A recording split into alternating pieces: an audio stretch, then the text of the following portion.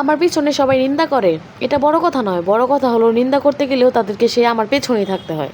দেখবেন আপনাকে ডুবিয়ে দেওয়ার জন্য অনেক মানুষ বসে আছে, যাদেরকে সাঁতারটা আপনিই শিখিয়েছিলেন। তো যাই হোক, আজকে ছিল শুক্রবার, জুম্মার দিন। সকাল সকাল উঠে গেছি, উঠে গিয়ে দুপুরে রান্না বান্না সবকিছু শেষ করে ফেলছি। প্রথমে আমি ভাত নিয়ে নিয়েছি। ভাতের জন্য এখানে ছিল আলু ভাজি, আমি একটু চাক চাক করে ভেজে নিয়েছি।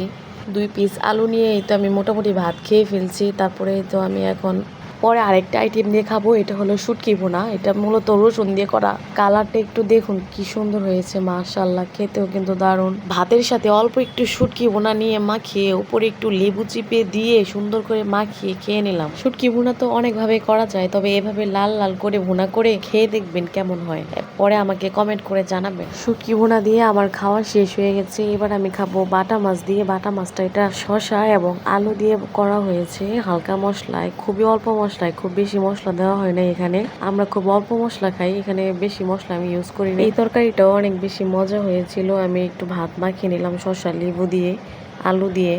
তারপরেই তো এখন আমি একটু মাছ নিয়ে প্রথম লোকমাটা অনেক মজা করে খেয়ে নিলাম। আজকে ছিল শুক্রবার, জুম্মার দিন।